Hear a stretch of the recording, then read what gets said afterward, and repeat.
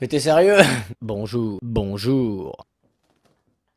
Et bonjour! Comment ça va, amigos? Oui, je suis désolé, la vidéo de Gohan a mis tellement de temps à sortir, précisément à cause de ça. Il est terrible. Bon, je vous avais dit que je vous le présenterai rapidement en vidéo. Donc alors attends, bah s'il accepte. Duc? Il s'appelle Duc, il a 2 mois, il pèse 1,3 kg. Bon bah pourquoi je l'ai appelé Duc? Tout simplement en référence au vrai Duc de Big Lebowski. Et pour faire en sorte qu'il fasse cette vidéo avec moi, j'ai dû lui mettre sa petite souris. Sans ça, de toute façon, le truc est impossible à canaliser. Bon, après, je vous avoue que moi, les gens qui ont des chats, en général, ils me gavent très vite à être gaga de leur chat, si tu veux. C'est vrai qu'il est mignon, si tu veux, mais bon, si tu veux, moi, ça m'attendrit pas plus que ça. Moi, je suis plutôt le genre de... Viens, mon fille, toi. Mon bébé, viens la souris, oui, mon bébé, c'est bien. Mon amour.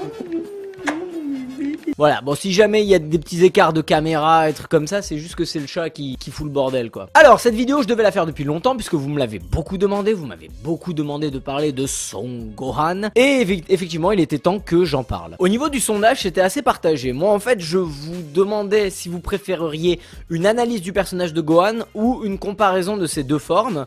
C'était tellement partagé qu'au final, bon, on va faire les deux. Mais plus précisément, en fait, de parler d'abord de Son Gohan, mais ensuite, évidemment, de parler des deux moments principaux où Son Gohan a brillé dans Dragon Ball Z. Oui, parce que dans Dragon Ball Super, il ressemble un peu à un épicier, quoi, supporter de l'Algérie. Donc voilà, on va comparer ces deux fois où il a brillé, on va comparer leur puissance, on va comparer la personnalité, parce qu'on est des gros kikous, on est des gros fanboys. J'avais promis de dédicacer cette vidéo à Igo Amen, donc c'est un abonné qui me suit, je crois, depuis les premiers jours. Voilà, je te l'avais promis, donc je le fais. Bon, par contre, c'est la dernière fois, je vous le dis, parce que niveau discipline... c'est pas terrible. Oh, quel abonné agréable. Bon bah du coup je le ferai une... Oh, lui aussi. Bon bah dans ce cas là je vais... Ah bah lui aussi. Ouais. Mais arrêtez putain, arrêtez. Oh. Et commençons par une petite analyse de personnage de Son Gohan. Son Gohan, fils de Sangoku, qui se distingue immédiatement de son père sur plusieurs points.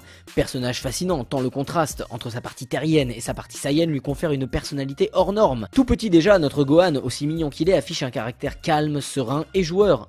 Un peu comme Duc, au final. Il souhaite faire le bonheur de ses parents, notamment de sa mère, Chichi, qui a d'autres ambitions pour son fils que d'en faire un abruti comme son père. Gohan veut devenir un savant, faire des études et devenir brillant, mais ça, c'est sans compter sur son autre moitié, celle du Saiyan. Bien qu'il n'aime pas se battre, Gohan n'en reste pas moins un personnage extrêmement puissant, qui alors qu'il n'avait que 4 ans, montre déjà une véritable précocité, capable d'assommer Raditz en lui fonçant dessus, alors que celui-ci menace de tuer Son Goku. La puissance de Gohan ne se révèle que lorsque ses amis sont en danger. Gohan, pourtant élevé par une mère poule et un père ultra laxiste, va tout de même sortir du rôle de pourri gâté qui lui colle à la peau lorsqu'il apparaît pour la première fois grâce à l'entraînement de son mentor, Piccolo. Suite à cet entraînement, Gohan n'aura de cesse que de prendre ses responsabilités et voudra toujours relever des défis importants auxquels la paix et la terre sont confrontés. Comme cité précédemment, Gohan peut compter sur sa puissance, cette dernière se réveillant de manière émotionnelle lorsqu'un de ses proches est menacé. Que ce soit contre Vegeta, contre Doria ou encore contre Freezer, le petit Gohan a vite fait de céder à sa partie animale et de nous éblouir par sa volonté, sa détermination, sa puissance, le tout à peine 5 ans. Regarde ce que je faisais moi à 5 ans. Gohan il s'est fait fracasser, il sort de l'hosto, il va direct sur Namek. Moi je sors de la clinique avec un vieux plâtre de merde, je vais voir Aladdin, tu vois. C'est juste pour te montrer. Mais Gohan va dépasser sa condition d'enfant fragile, surprotégé et toujours à l'écart du danger. Faisant le constat amer qu'il fut une gêne pour ses amis tout le long de sa petite vie, la rage l'emporte et le transforme en Super Saiyajin. Mais surtout, pendant son entraînement, Goku décèlera en Gohan une puissance qu'il n'avait encore jamais ressentie avant, ce qui lui permet de partir au Cell Game beaucoup plus serein. Et justement en fait, cette transformation qu'il a dans la salle de l'esprit du temps qui est très brève, donc la première fois qu'il se transforme en SSJ2, et ben ça fait prendre conscience à Son Goku en fait que son fils c'est un guerrier très émotionnel et qu'en fait il suffirait simplement qu'on le mette dans un état second pour qu'il déploie une puissance phénoménale. Et c'est ça que je disais en fait au début, c'est que sa colère elle se réveille vraiment au moment où il y a danger à l'intérieur et à l'extérieur, quoi. Par la suite, Gohan sera une première fois sauveur de l'univers grâce à sa superbe transformation en SSJ2. Il terrasse Cell et sauve ainsi la Terre. Gohan est prêt à prendre le relais car Goku est mort. Puis vient la saga Boo. Gohan ne s'est plus entraîné pendant 7 ans, mais la paix de la Terre repose toujours sur ses épaules, et face à la menace que représente le démon Boo, Gohan doit une nouvelle fois partir au charbon. Sa transformation en SSJ2 adulte, bien que magnifique, n'étant pas suffisante, il sera entraîné par le vieux Kaioshin, et ce afin de libérer la puissance potentielle endormie en lui, ce qui donne naissance au Gohan ultime, en japonais, Ultimeto Gohan. Et maintenant qu'on a posé les bases, on va se pencher sur les deux transformations, parce qu'on est des fanboys. Et puis même si vous connaissez déjà ces deux transformations par cœur, et que vous connaissez déjà toute l'histoire par cœur, vous allez quand même rester sur cette vidéo, parce qu'on kiffe. On est des kikous, et on kiffe, on entend toujours la même chose. Et en plus on adore Gohan. On va d'abord parler de la forme SSJ2, parce que à ce niveau-là, Gohan c'est un précurseur. C'est même un visionnaire quelque part. En fait, c'est le premier à atteindre cette forme de ouf. Oh putain, Duc en approche. Si le SSJ est atteint après une grosse colère, le SSJ2 est un peu plus mystérieux. Quoi qu'il en soit, Gohan, lui, l'atteint lorsque le malheureux C16 est tué comme une merde face à Cell, la tête écrabouillée contre le sol. Gohan sait qu'il est le dernier rempart contre Cell. Conscient que son père n'est pas à la hauteur, que personne n'est à la hauteur, la mort de C16 déclenche la colère et le désespoir nécessaires pour activer cette transformation. Sous cette forme, Gohan est beaucoup plus Saiyan que terrien. Ses cheveux sont beaucoup plus longs, avec seulement une petite mèche, son ki est électrique, comme pour nous faire comprendre qu'une tension vient de se libérer. Son regard est déterminé, et son tempérament passe de Gohan gentil à Gohan je vais te crever, fils de pute. Enfin c'est Cell, bon il a pas vraiment de mère, c'est plutôt une menthe religieuse qui est couplée avec un esprit. Sa puissance à ce moment-là n'a pas d'égal, ce qui malheureusement va le pousser à l'erreur. Face à la faiblesse de Cell, Gohan est en confiance et décide de s'amuser avec son adversaire, ce qui causera la mort de Goku qui décide de se sacrifier lorsque Cell est sur le point de tout faire exploser. Cette forme peut donc être considérée comme une forme qui emporte le Saiyan dans ses instincts les plus primitifs,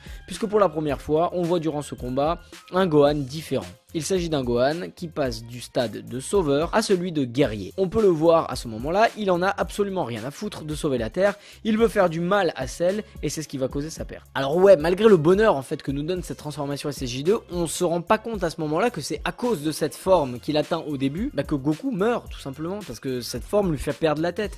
Et d'ailleurs, elle lui fait tellement perdre la tête que Dragon Ball c'est toujours la même chose, c'est les gentils contre les méchants si tu veux. Et c'est un peu ça en fait, Gohan est en train de devenir méchant, donc il prend la punition pour redevenir gentil quelque part si tu veux. Il est en train de vriller, il perd son papa et c'est ça qui lui fait ressortir sa bonté humaine, etc. Je crois que je suis le dernier mec sur Terre à croire qu'il y a une morale, une signification mystique de développement personnel dans Dragon Ball, alors que pas du tout en fait, tu sais. Et on continue avec la forme ultime. Alors pourquoi j'ai décidé quand même de parler de la transformation ultime de Gohan? Parce que même si c'est vrai, comme je l'ai eu dans beaucoup de commentaires, que Gohan ultime ça a pas été la vedette pendant très longtemps, là on est quand même sur autre chose que le petit con de Saiyan qui pense qu'à sa gueule, qui est instinctif, etc. Goku doit retourner dans l'autre monde, plus personne n'est là pour sauver la Terre, Gohan est censé être mort et la situation est désespérée. Soudain, Piccolo et les gamins sentent une puissance qu'ils ne connaissent pas, une puissance libératrice. Est-ce Goku, se demande-t-il? La puissance est si grande que l'on peut se poser la question. Mais Goten reconnaît alors le ki rassurant de son grand frère, son Gohan. Comment Gohan a-t-il encore une fois réussi à se surpasser pour devenir le héros du game? Petit retour en arrière. Gohan se fait malmener par Boo, Kaioshin prend conscience du potentiel de Gohan et le conduit au Kaioshinkai. Le vieux Kaioshin est libéré quand Gohan casse l'épée Z. En remerciement, il lui propose une libération de puissance, un peu comme le vieux Namek l'avait fait lorsque Gohan était petit. Concrètement, il passe 3 jours à danser autour de lui, ça réveille sa puissance, Gohan est très fort et retourne calmer la situation. Sous cette forme, déjà, Gohan décide de porter le Dogi de son père pour combattre avec ses couleurs. Et ça c'est déjà assez classe, Gohan avec les couleurs de Sangoku. Gohan garde sa forme normale. Il n'a aucune aura spéciale autour de lui, et cette nouvelle forme n'est pas une transformation, mais un état dans lequel toute la puissance potentielle de Gohan est révélée, donc pas besoin de se transformer en SSJ. Sous cette forme, Gohan est calme, puissant et très déterminé. Il est tout à fait en mesure de sauver la situation. Il impressionne tellement Super Boo que celui-ci décide de l'absorber afin d'obtenir un power-up pour pouvoir mieux apprécier le combat. Donc la forme ultime de Gohan, comme je disais dans la vidéo Broly, Ikari et Goku SSJ4, la forme ultime de Gohan, encore une fois comme son nom l'indique, c'est une forme, c'est pas une transformation. En fait c'est juste un état dans lequel Sangohan est à son maximum, tout simplement. D'ailleurs, cette forme, on l'appelle pas le SSJ ultime, on appelle ça juste Gohan ultime. Parce que c'est la forme dans laquelle Gohan est à son maximum. Et d'ailleurs, si tu regardes par exemple le film Tapion, ou dans le tournoi du pouvoir, voilà, c'est à ce moment-là, Gohan n'utilise que cette forme-là. C'est sa forme à lui, c'est sa forme qui lui correspond bien. Et comme je le développe dans certaines autres vidéos, comme l'Ultra Instinct, comme Ikari, c'est une forme, voilà, qui lui correspond bien. Après, évidemment, ça sert à rien de comparer les deux formes entre SSJ2 et Ultime. Elles arrivent pas du tout dans le même contexte. En plus de ça, évidemment, et on les compare de suite.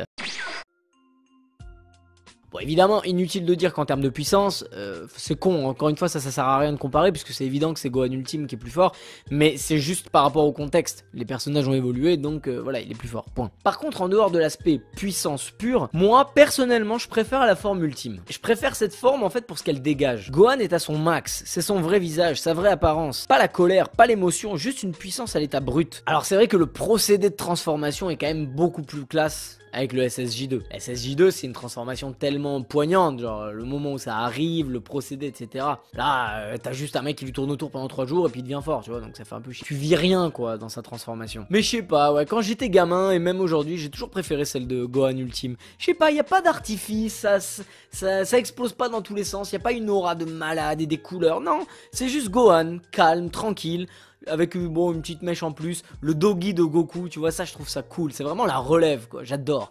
Ensuite, Gohan, dans les deux transformations, il a pas le même rôle, parce que en SSJ2, même si à la fin il prend ses responsabilités une fois que Goku est mort, mais au début, quand il y va un peu à contre-cœur, quoi, tu le vois, même quand il dit Gohan c'est à toi d'y aller, allez maintenant et tout, genre Gohan il est pas bien, il devient blanc, il se chie dessus, tu vois. Alors que dans sa forme ultime, à ce moment-là, bah, on kiffe Gohan parce que c'est lui qui va aller sauver l'histoire, quoi. Je veux dire, il prend ses responsabilités, il augmente en puissance et il va se battre. C'est le successeur de Sangoku à ce moment-là et le sauveur. À ce moment-là, vraiment, il endosse la cape du héros, Sangohan. Mais volontairement. C'est notre petit Gohan à nous, tu vois, c'est notre bébé, c'est notre chouchou. Il prend confiance en sa puissance, il met le doggy de Goku, il porte ses couilles et il va au charbon, tu vois. Personne lui demande d'y aller, il y va. Alors que quand il est en SSJ2, comme je t'ai dit, au début, il a pas du tout envie d'y aller, quoi. Bon, après, évidemment, on me dire, et vous avez raison, de me dire que même en forme ultime, il est tellement puissant, il va dégommer Boo, et puis il va prendre la confiance, et puis après, il va se faire niquer. Un peu comme un SSJ2, mais bon. Mais voilà, on parle souvent du fait que Gohan ultime, machin et tout, il est bien, mais on le voit pas beaucoup, donc ça fait chier, alors que Gohan, machin... si tu veux, après ça, c'est un problème scénaristique.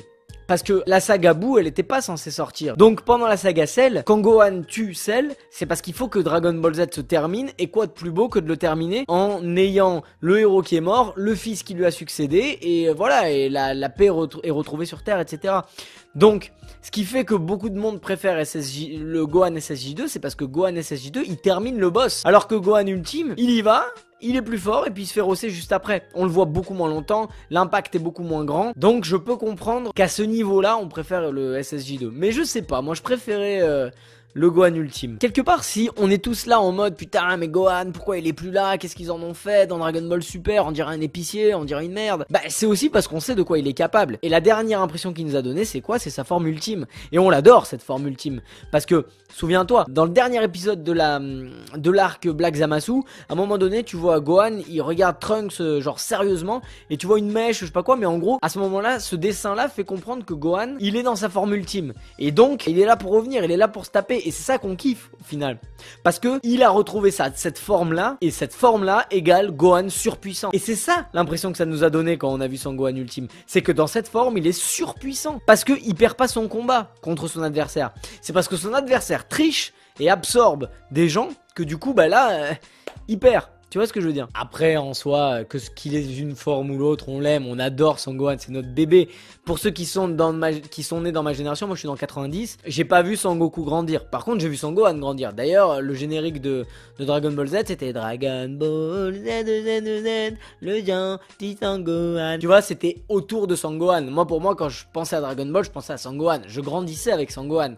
Donc je me suis plus identifié à lui. Et oui, on sait qu'il est capable de revenir et de tout sauver. Malheureusement, entre nous, je pense pas que Son Gohan reviendra. Tout simplement parce que Dragon Ball Super tourne autour de Vegeta et Sangoku. Le public de Dragon Ball Super, qui est un public beaucoup plus jeune que nous, ne sont pas sensibles à Son Gohan, sauf pour ceux qui évidemment ont à peu près notre âge, un petit peu moins, et qui ont aussi suivi Dragon Ball Z. Mais pour la plupart, ils connaissent pas vraiment Son Gohan, ils connaissent pas sa vraie puissance, et puis même si ils ont lu Dragon Ball Z, etc., ils avaient pas notre âge quand nous on a connu la beauté du combat contre Cell, ou pour moi aussi Gohan Ultime, tu vois. Donc ce personnage leur fait moins d'émotion que à nous. Donc à mon avis, il ne reviendra pas dans Dragon Ball Super. Mais en même temps, Dragon Ball Super là c'est en train de devenir cool, on va voir ce que ça va devenir, mais bon, je pense que le nouveau Broly va devenir le Gohan quoi, tu vois ce que je veux dire. Enfin voilà amigos, cette vidéo est terminée. Allez, viens dire au revoir. Putain mais que t'es mal poli. J'espère que cette vidéo vous a plu. Si cette vidéo vous a plu, n'oubliez pas de mettre un petit pouce, n'oubliez pas de vous abonner à la page Facebook,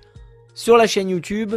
Mes vidéos sont également disponibles sur la page Facebook Dragon Ball Stark Z. Petit coucou à l'admin. J'en profite encore une fois, comme je le fais souvent, pour vous remercier à vous qui partagez mes vidéos, que ce soit les vidéos sur Facebook ou sur YouTube. Ça me fait tellement plaisir quand je vois que vous partagez, ça me fait chaud au cœur, donc je vous remercie à vous qui partagez mes vidéos. N'oubliez jamais, et ça je le dirai à chaque fois, de privilégier ce qui nous unit et de bannir ce qui nous divise. Et c'est tout pour moi amigos, je vous souhaite une bonne journée ou une bonne soirée, je ne sais pas quand est-ce que vous regarderez cette vidéo. Et je vous dis à la prochaine, bisous.